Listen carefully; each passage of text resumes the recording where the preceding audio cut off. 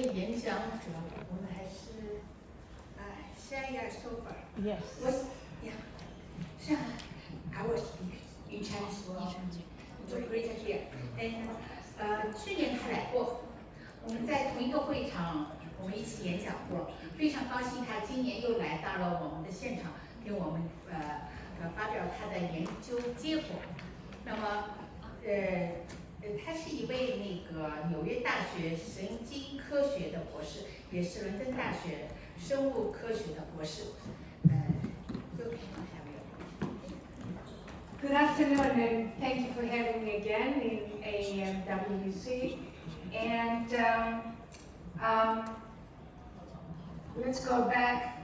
Basically, what we do and how we treat ourselves does determine how long we're going to live, as well as our genes, of course. So I have no conflict of interest. This is a review of over 390 recent articles, and of course from before. And this is my books that have been translated in 12 different languages. And several of the articles that I based this lecture today, this is all my publications in many different journals. So human health is very well related to the gut microbiome, the health of the hormonal balance and proteostasis. And I will talk later on about what proteostasis is. A very, very important concept.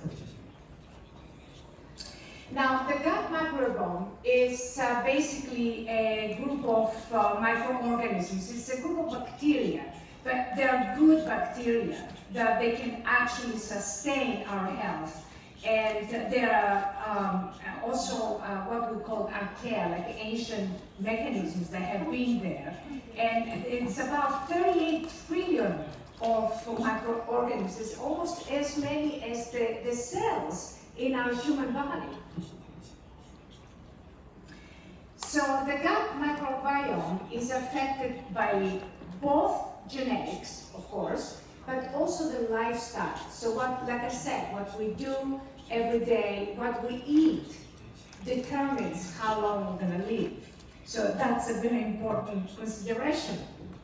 So you have the lifestyle habits, unhealthy diet, smoking, alcohol, sugar, fat, antibiotics, excessive proteins, inactivity, and stress. Basically will create several problems that have to do with gut dysbiosis. And then you have the probiotics, exercise, and of course other lifestyle aspects that will lead to what we'll talk later about, the proteostasis. Very, very important concept. All that will basically lead to increased antioxidants, the lipid metabolism, low gut inflammation. And inflammation is aging and disease. Basically, that is the basis of aging and disease. Cancer is inflammation. So the gut inflammation is associated with what we call hormonal imbalance. When the hormones are imbalanced, we're treading into shaky ground. We cannot basically afford to kind of go on. Our health is disturbed. And there's a lot of things that can come with this, like cramps, diarrhea, bloating, gas, food allergies, acne, psoriasis, difficulty concentrating, several other conditions, heartburns, skin rashes, all kinds of joint pains. Pain is inflammation. And of course, there are a lot of benefits for using probiotics and aid in weight loss. It will help for weight loss. And again, I don't want to say the probiotics is the beginning and the end of health. It's just an aspect of it. There's a lot of aspects, and that is an important aspect, especially for older individuals. It does improve digestive health, it protects against infections, it increases nutrient absorption, improves brain health, but not in itself. It has to be in combination of a healthier lifestyle. It cannot just be, okay, I'm going to take probiotics and that's it, I can be healthy. It's not true. So I don't want to deliver the wrong message today, because it's a lot more complicated than that. So anyway, probiotics is like microbes, and the prebiotics are the food for these probiotics, for the microbes that are associated with the these are the foods that are very good with it. The prebiotics are in tomatoes, in apricots, in onions, garlic. Garlic is very important, leeks, berries, bananas, etc. This is some more anti-inflammatory foods, salmon, dark chocolate, organic eggs, garlic, and so on and so forth. And again, this is the good and the bad bacteria. This is the good bacteria, the lactobacilli, the Escherichia coli, and then you have bad bacteria, basically like the Enterococcus that can create a lot of post-surgical infections, and other bacteria that Chlorostridium difficile, that is basically bacteria that are associated with rotten foods, etc. And you have the microorganisms that live inside your intestines that influence the health in many ways. It basically, everything, the way you want to understand it is that everything in the body is interacting.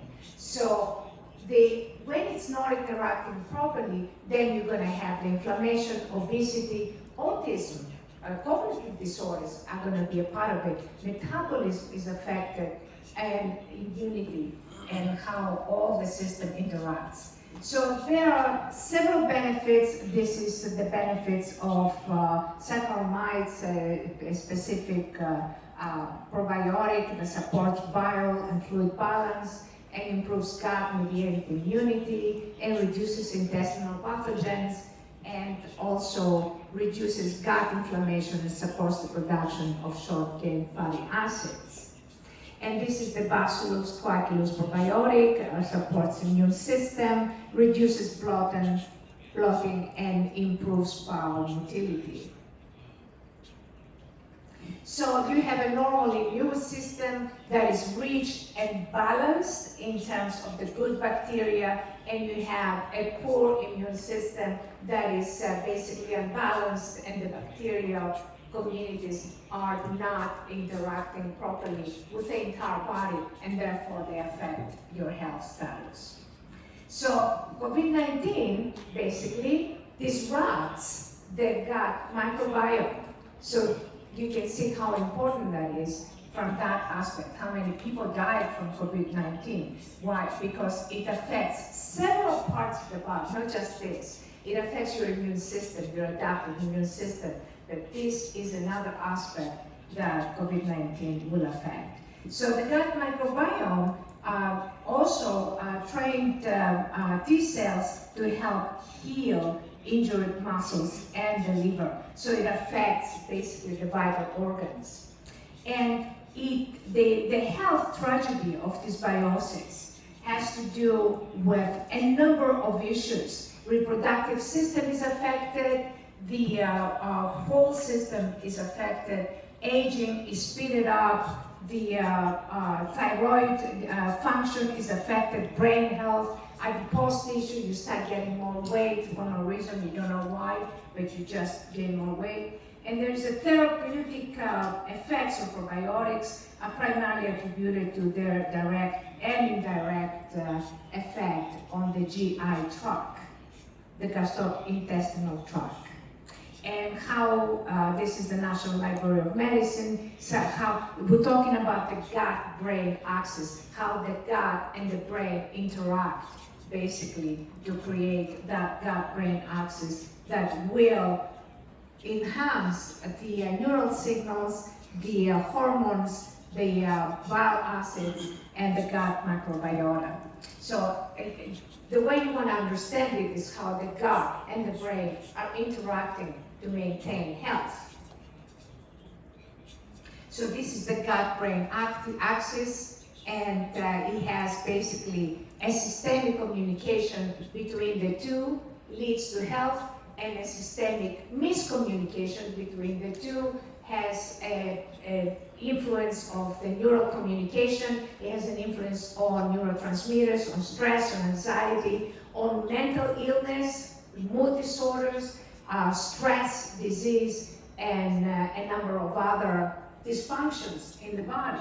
So everything goes wrong when this brain-gut axis is broken. Then a lot of things can go wrong as a result of that. But what I would like to focus and kind of deliver today is the importance of hormonal balance. And yes, the gut microbiome is very important in that aspect, but there is other aspects that can sustain the hormonal balance. And basically, this hormonal balance you want to establish because all of the neurotransmitters, and neurotransmitters are very important in mental illness. They're very important in depression, in schizophrenia, in manic depressive illness. It has to do with neurotransmitters. So all that, how we feel, how we express ourselves, how we, when we feel confident or not confident is very important, and it has to do with hormonal balance. And again, how the gut microbiome is connected to the brain and how the brain starts kind of organizing everything else. That is a very important message that I would like to deliver today, and how it will reduce the cortisol and the stress, boost metabolism, and regulate the tension. The most important thing that you need to know about hormonal balance is that it has to be balanced. Basically, you don't want to have too much, you don't want to have too little. You just have to have just enough.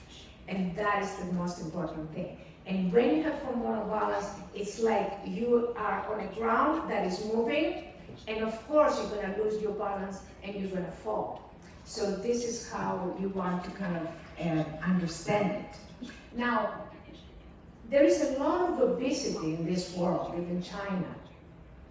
What is obesity? Obesity is not just, eating, and you get obese. No, it's a systemic problem. And again, it's a systemic problem that will start with the gut microbiome, and then will continue with hormonal balance, and then it goes on and on and on from there. And what happens if you have gut inflammation and hormonal imbalance? You can go to the gym and you're sweating and you're trying and nothing happens. Why? Because your system is not working properly. So that's why all of those things that we're talking about, probiotics, that's why they're important, because they contribute to this hormonal balance that will help you basically regain your health. And what you need to understand is that it's not the actual gym, it's not working out, it's not walking that does the job. It's the hormones, it's how the hormones are balanced. Because this guy, for example, he has an IGF-1 deficiency, and no matter how much he works out, nothing's gonna happen.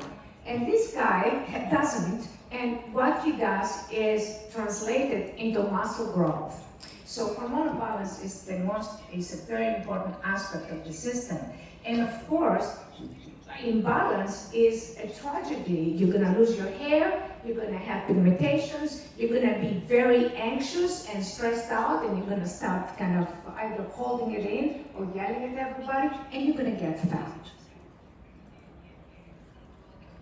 And the problem, the big problem with injecting hormones is that you don't know how much the system needs. So you're putting hormones indiscriminately into the system, but you don't know how the organism is going to utilize, and if it will utilize, the hormones that you're injecting. So trying to get the system balanced from the inside is the most important aspect of health. So too little insulin and too much insulin, you're gonna gain weight. it has to be exactly in the average range, and probably at the higher end of the average range. Like within the average ranges, it goes above, it's gonna start being problem. Same thing with leptin, okay? Leptin is the hormone that stops you from eating. But if you have too much leptin, the leptin loses its signal, and not only it's useless, you put on as much weight with too much leptin as you would have with not enough leptin. So that's another example to show you that it has to be hormonal balance. And what is the biggest problem with obesity? Visceral fat. Visceral fat is the shape of death. And don't think, say, oh, well, you know, I'm not very fat, I don't have this. Everybody has visceral fat. Even very thin people, when they're older, their visceral fat starts accumulating. And it's very dangerous, and it's basically like a toxic wasteland. It's like a garbage bin. It's like, you know how you're walking in an area that has a lot of garbage bins and it smells so terribly. There's this terrible odor. This is what visceral fat is. It's inside your body. This is like a waste dump. It's awful. It has to go. And basically, toxicity, detox, and probiotics, plus exercise and healthy diet is what is necessary.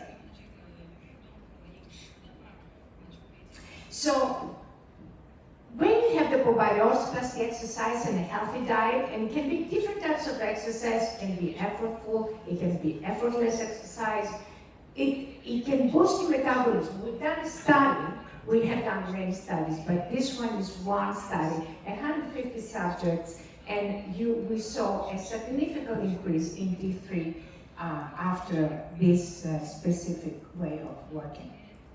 And again, leptin and ghrelin.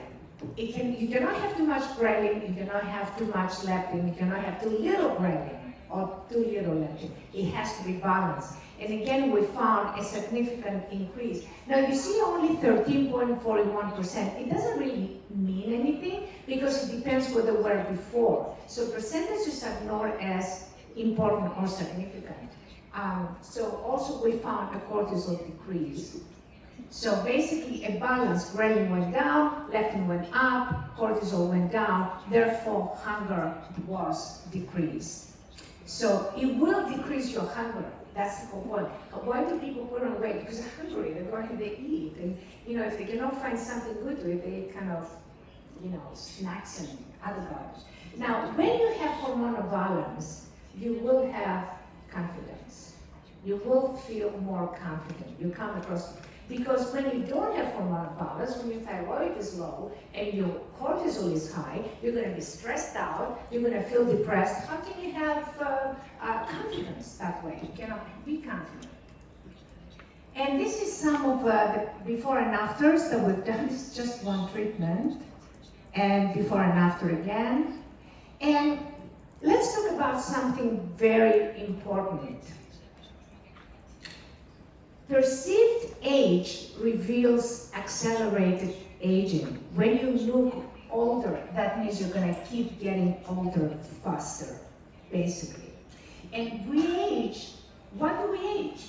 We have a pleasurable lifestyle.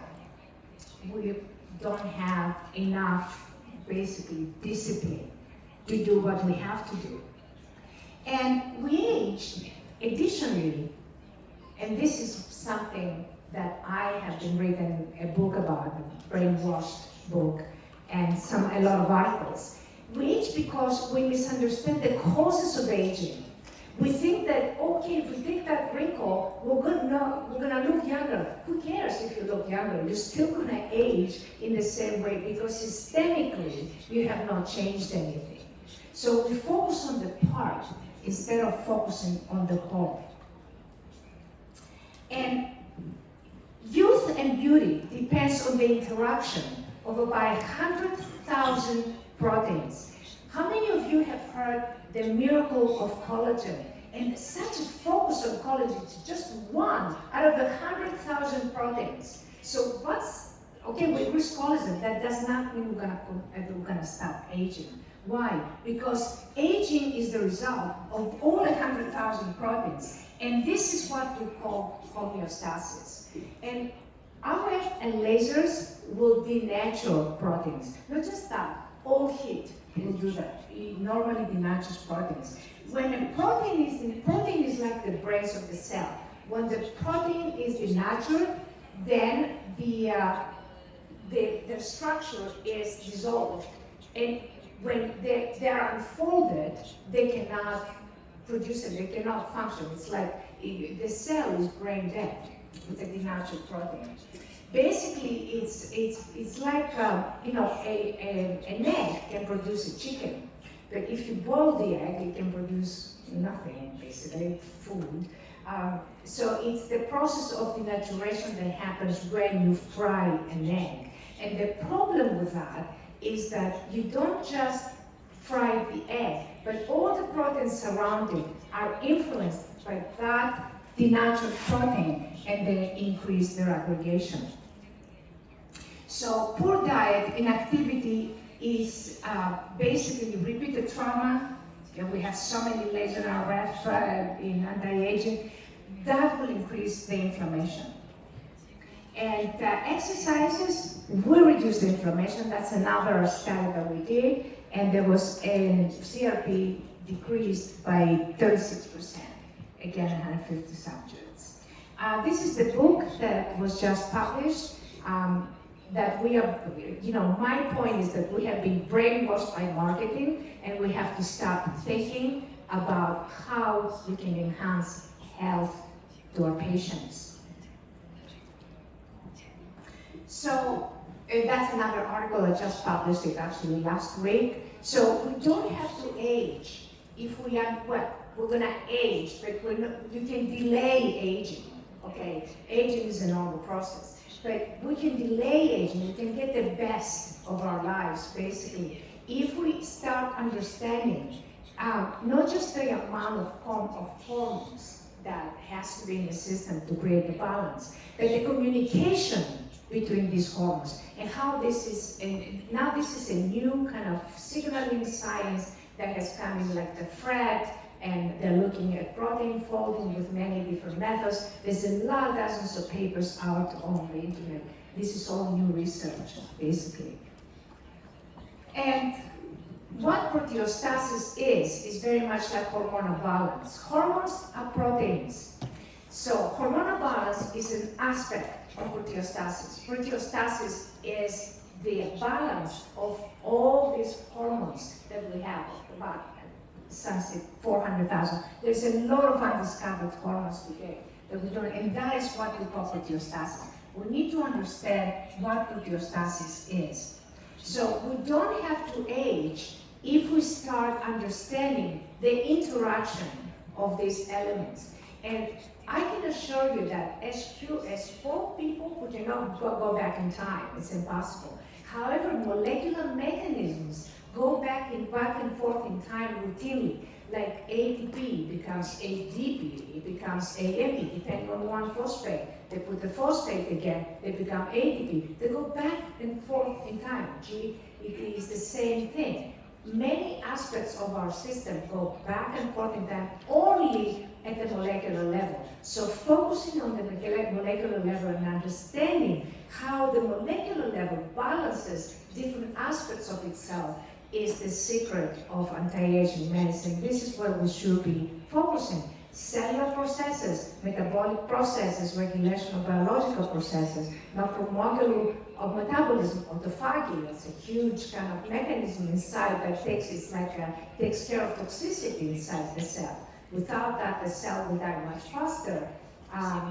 Nucleotide metabolism, metabolic processes. There is a lot of different processes that we need to understand and take care of before we look at true anti-aging. Not just removing the wrinkle, but changing the system, enhancing the system to kind of get to a more healthy level, to a kind of a younger time than your age.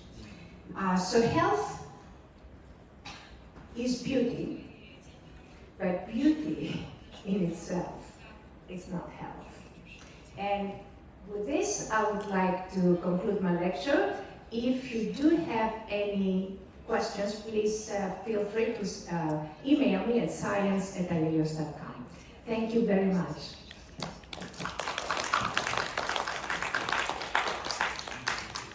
Do we have any questions, or probably no time? Any questions? 有问题吗？可以说中文吗？可以，就是现在，比如日本和国内流行的就是你的肠道菌群不健康，然后吃益生菌也没有用的话，他们提倡菌群移植。那这个事情，是比较成熟的，还是针对于一些疑难杂症，或高过敏体质没有办法很难调理的人群呢？就这种菌群移植。完全听到。I have no clue what you asked. I'm sorry.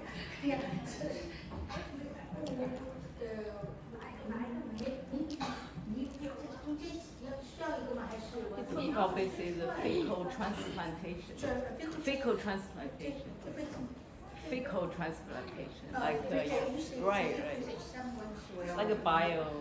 Give you the Like stem cells or exosomes? Fecal transplantation. Yeah. They want me For that. others to make him slim, you know they study. Yeah. With the poop, yes. And then you take the poop basically, and then you change your micro environment in the You gut. change the microbiome. Right. When we should do that? Probably not mature by now. Yeah, I see some people mention like. What would you But say? that's the future. 那个你再说一遍，把那个把你要提的问题再说一遍。这是现在针对于肠道菌群不健康，通过检测发现肠道菌群不健康，然后导致的一些高过敏体质、免疫力低下。那现在在日本和在国内，然后就已经使用菌群移植。那想请问，这种菌群移植的这种手术方式，它对于改善高过敏体质、提升免疫力，然后还有综合性的去抗衰，它是有明确的临床的疗效吗？然后它能够维持多久呢？还是说它仅仅针对于一些疑难杂症？ Just translate it, it doesn't matter. I think there's a lot of methods that are very experimental, and as soon as there's a paper come out and everybody starts using it, you have to be very careful in utilizing these methods, because unless you have a longitudinal study, and I'm not exactly sure what you said or what you asked, because I don't speak Chinese, but unless you have a longitudinal study, not one, but many studies, like Dr. Mister said, you have to look at many, what you're going to see, you're going to have like 10 studies with 10 different conclusions. One of them is going to say this, the other one's going to say that. So you have to be very, very careful with kind of adopting these methods and utilizing them. I know you're anxious to find something that is great, but no matter what you do, you go around and around and around, and you come back to good diet, exercise, and lifestyle. Because no matter what we're doing, we're going back to those three things, basically. 所以这最后表达的其实确认的是，那像肠道菌群移植这种，它仅仅可能是局限于日本或者是某一个国家的一些基础的或者是少案例的一些研究。其实，在国际上，包括在美国，那针对菌群移植的这种手术以及它的疗效、临床，其实并没有太成熟的一些案例或者是一些研究报告，可以这样理解吗？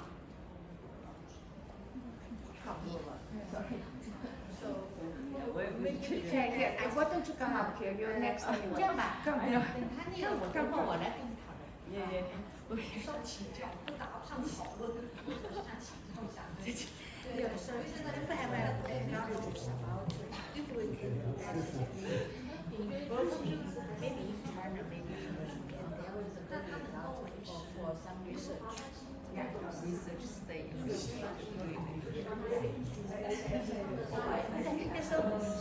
Hello? You can answer the question. No, or if not, then first what's the difference? Wait a moment. Answer the question. I don't know what she asked. It's a very wrong question. It's just a figure classification. Yeah. There is a clinical United States or is limited Japan or certain countries specific. Yeah, it's an application clinical setting. Yeah, it's not completely, it's not established yet. It's not established. I don't know very much about it, but to be honest, it's not. All I know that it's not really a kind of mainstream method. You have to be careful. That's the point. You need to see side effects. That's the number one thing.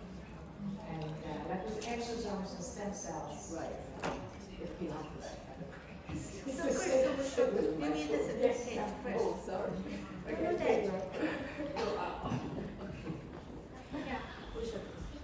Thank you. Hope to see you again next year. Yeah. Thank you. Thank you.